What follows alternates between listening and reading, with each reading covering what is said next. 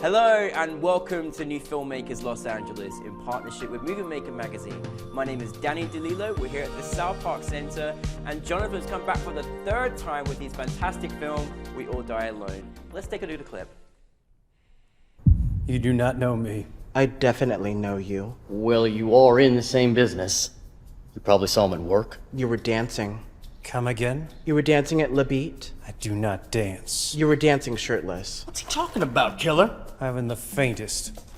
Maybe somebody tell a joke. A priest, a rabbi, and a magician walked into a bar. What's he talking about? He has never seen me dancing shirtless. Fine, whatever, you were in a harness. You were dancing to Lizzo. I mean, everybody dances to Lizzo. Thank you. Jonathan, I love that we keep doing this. I love it. Thank you for having me back. Of course. I love it. Third time now. Yeah. Third time. Yeah. It's amazing. Well, first, it's so good to be back in person and doing this. Very much so. And I love everything in every film that you do and what you bring to us and the stories and the characters and, you know, always sits with me forever what you make. So well done. Thank you. For those that haven't seen your film, tell us a brief synopsis. Synopsis. So it's basically, I would say, similar to any crime movie where there's a standoff, and what leads up to the standoff, and then when everyone's gun is raised at one another, with nothing else to do because they're at a stalemate, it kind of morphs into a romantic comedy. So yeah. I love that you mix though. I mean, I love that you always mix genres and you Thank you. You surprise us with moments. I'm like, Thank you. How can a stand up and a romantic comedy, like, it's so good. Thank you. I mean, dare I ask, where did the inspiration come from? The I remember when the inspiration, I would say it's probably twofold. The idea of these two people in the standoff, the guns, I just had that idea for a while. There's a similar moment in Kill Bill where she's at a standoff with the person who wants to kill her. I love the absurdity, and she's like, I'm pregnant. And so, okay, well, I won't kill you then.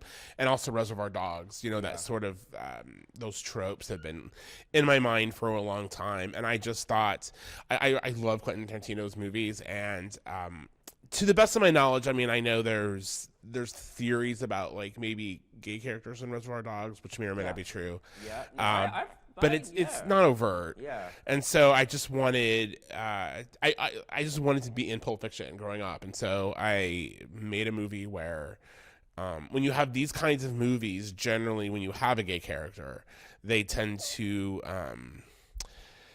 if they're not a joke, they tend to be like, oh, it's a shocker, this person's gay. It's always like a B hitman or something. And the movies that come to mind, like Rock and Rolla or The Mexican and a few other probably lesser films. And I wanted to follow those tropes and then be like, never mind. Like, literally, you don't know, like, they don't come to like halfway through the movie, all of that. And then I thought, I want them to just take over. Just like, it's just their movie now. Yeah. I thought it'd be really fun. I love that, and I love that, you know, taking some of the classic movies and, like, you know, kind of breaking down doors, breaking down genres, breaking down the idea of what we've seen before, and just making it actually the subject or the thing to kind of be the novelty. And I think you always do that so well. Thank you. And I can see the influences of, like, you know, I love Tarantino movies myself and the Kill Bill elements, etc., etc. But you have your own style on it, Jonathan. It's a Jonathan, you know, it's Jonathan Hammond film, so you got your own style on it. Now, it's always fascinating, these particular style films, especially when you've got, like, you know, standoff, you got, you know, you have to kind of do there's effects, and then there's this, you know, all the kind of, you know, exercise, the choreography and everything else like that. Yeah. How do you approach a film when you've got those elements in there, and is there anything that you kind of found, you know, what was the challenging parts in that respect? I would say the challenging part was probably not getting all the shots I wanted, and a lot of the styles I wanted. I wanted to really lean in. No one is better than Orson Welles, and no one is better than Martin Scorsese. So I wanted to have those kinds of imagery. I mean, you can't do the deep focus like Orson Welles did because it's color. Yeah. But I wanted to have a swinging lamp, so every time you saw one of the women, like, it would swing, so you would see her shadow, and then it would swing to the next person as we're talking. That was so powerful, yeah. I thought we would have that, and then the day of, they're like, we can't do it, and that kind of bummed me out. But, you know, and then you have Martin Scorsese, we have the push-ins, all these crazy push-ins. So I didn't want to overdo it with that, because I thought it would kind of kill, because I did kind of want the editing to be its own dance. and I want it to be kind of like a song, and that would kill it, especially if you had to take things out or something. So we alluded to that. But I would say the only challenge, and we wanted to have like going around the circle with the Steadicam. We just ran out of time. So the only challenge really was time. Everyone we got through it, and everyone was so good. Well, I mean, listen, I love those elements you were trying to bring in, but you really had some of your own styles in there as well. I mean, there's a lot of moments. Now, one thing I just love that you mentioned we don't hear very often, like in editing, like when you're working with a director, with your editor, and you're saying you want it's this kind of almost this dance, for example.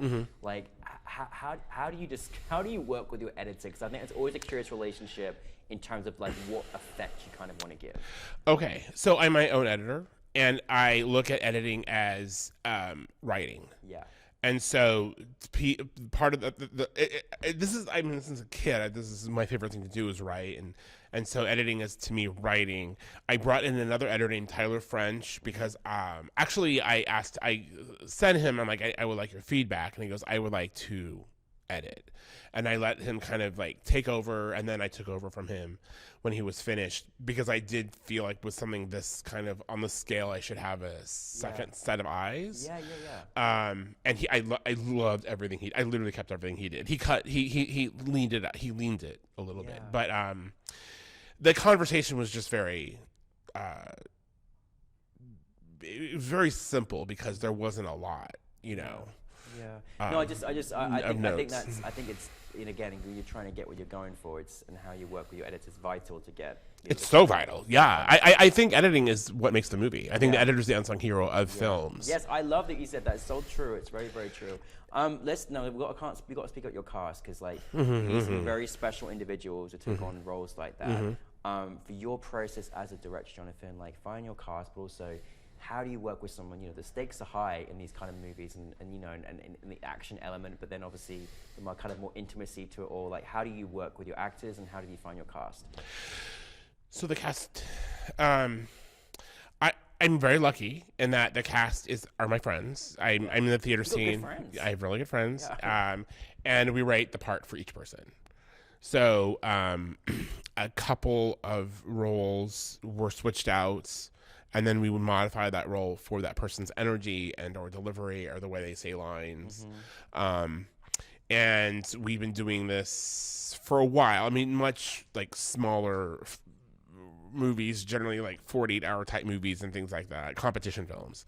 And so we learned what they excel at and how we want to how we want to see them, how they ask us to be seen, and how they want to be challenged.